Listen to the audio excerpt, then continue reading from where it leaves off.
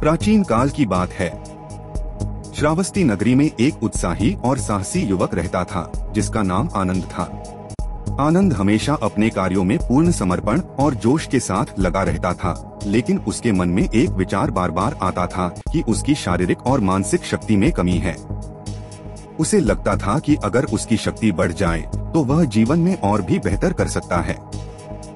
एक दिन आनंद को यह खबर मिली कि भगवान बुद्ध श्रावस्ती के जेतवन विहार में ठहरे हुए हैं। उसने तुरंत निर्णय लिया कि वह भगवान बुद्ध से अपनी समस्या का समाधान पूछेगा।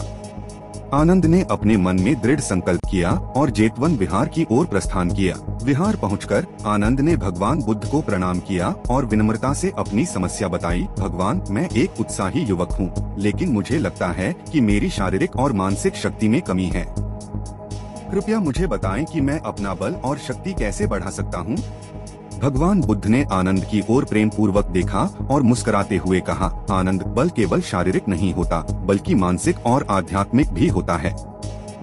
यदि तुम सच में बलशाली बनना चाहते हो तो तुम्हें 3 प्रमुख बातें ध्यान में रखनी होंगी। आनंद ने उत्सुकता से पूछा, भगवान, वे 3 बातें कौन सी हैं?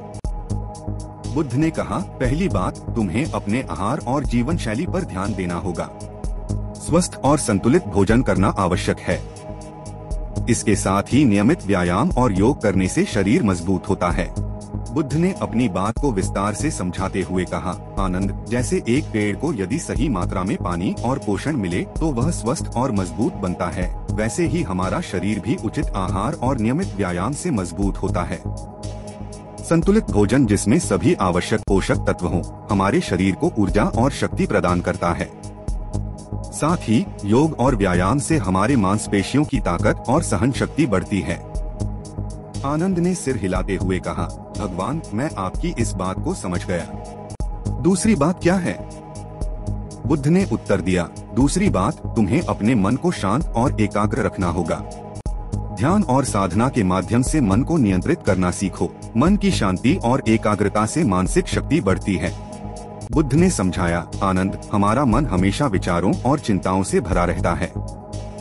यह अशांत मन हमारी ऊर्जा को नष्ट करता है और हमें कमजोर बनाता है। ध्यान और साधना से हम अपने मन को शांत कर सकते हैं और उसे एकाग्र बना सकते हैं। जब हमारा मन शांत और स्थिर होता है तो हमारी मानसिक शक्ति और संकल्प शक्ति बढ़ती है।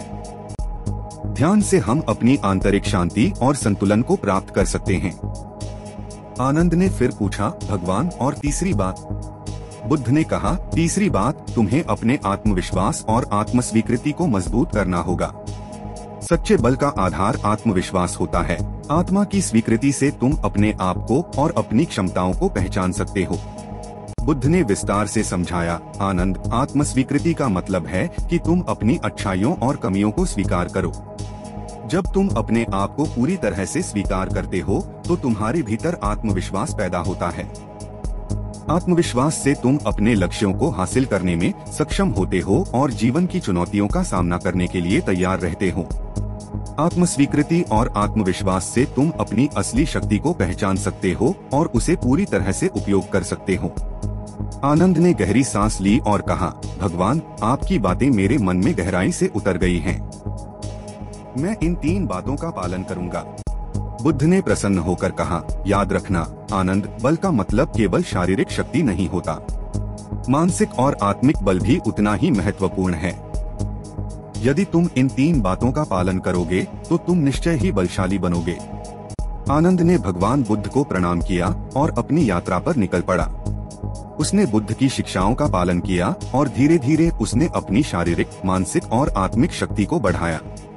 उसने अपने आहार को संतुलित किया, नियमित योग और व्यायाम किया और ध्यान और साधना के माध्यम से अपने मन को शांत और एकाग्र किया।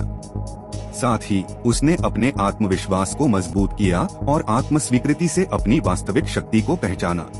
इस प्रकार आनंद ने भगवान बुद्ध की शिक्षाओं से सीखकर अपनी शक्ति और बल को बढ़ाया और एक सफल और बलशाली व्यक्ति बन गया। उसकी कहानी से हम यह सीख सकते हैं कि सच्चा बल केवल शारीरिक शक्ति में नहीं बल्कि मानसिक और आत्मिक शक्ति में भी होता है। भगवान बुद्ध की शिक्षाओं का पालन करके हम अपने जीवन को संतुलित और मजबूत बना सकते हैं।